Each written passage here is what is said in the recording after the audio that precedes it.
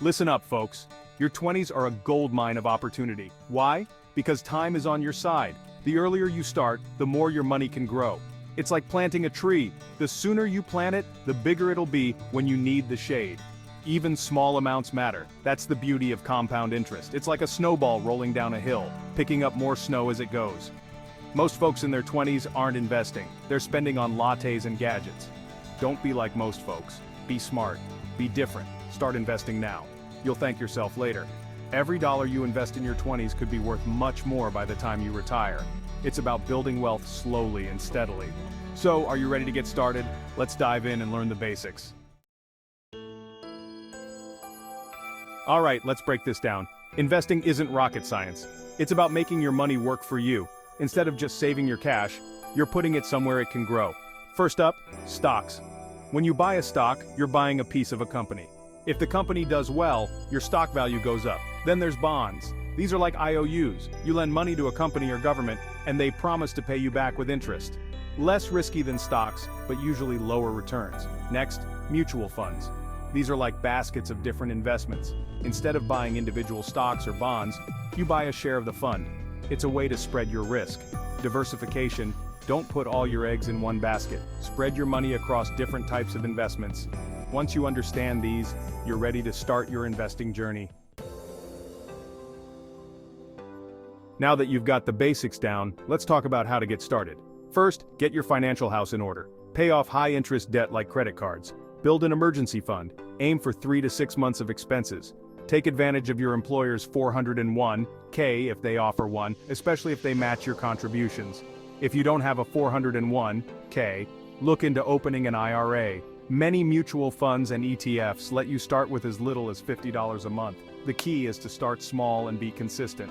Set up automatic transfers from your paycheck.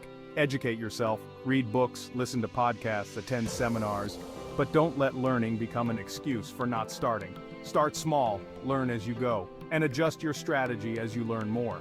Remember, the goal is to get started. The perfect time to invest was yesterday. The next best time is now.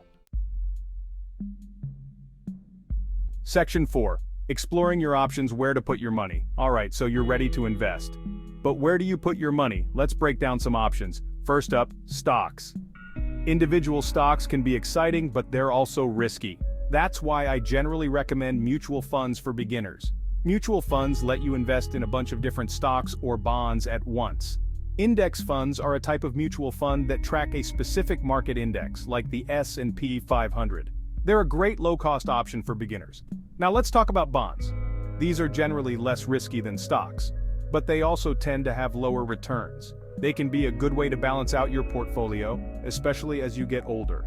But in your 20s, you can afford to take on more risk for potentially higher returns. Don't forget about real estate.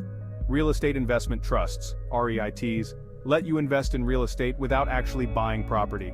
They can be a good way to diversify your portfolio. Remember, diversification is key. Spread your investments across different types of assets. That way, you're not putting all your money on one horse. Section 5. Budgeting and saving. The foundation of investing. You can't invest what you don't have. That's why budgeting and saving are crucial.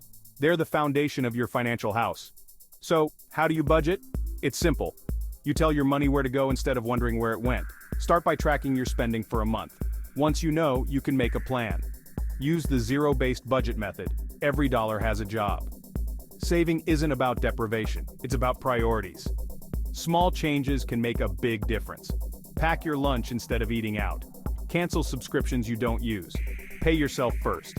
As soon as you get paid, put money into your savings and investments before you spend on anything else. Treat it like a bill you have to pay. Every dollar you save is a dollar you can invest. Budget wisely, save aggressively, and watch your investment potential grow. Section 6. The long game. How early investing pays off. Investing in your 20s is playing the long game. It's not about getting rich quick. It's about building wealth over time. And time is your biggest ally. Let's look at an example. Say you start investing $200 a month at age 25. If you earn an average return of 8%, by the time you're 65, you'd have about $622,000. If you wait until you're 35 to start, you'd only have about $271,000. That's a difference of over $350,000. This is the power of compound interest. Your money earns returns, and then those returns start earning returns too.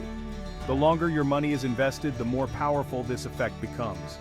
Starting to invest early teaches you valuable lessons. You learn discipline, patience, and how to think long-term. So don't wait, start now even if it's small. Remember, it's not about timing the market, it's about time in the market.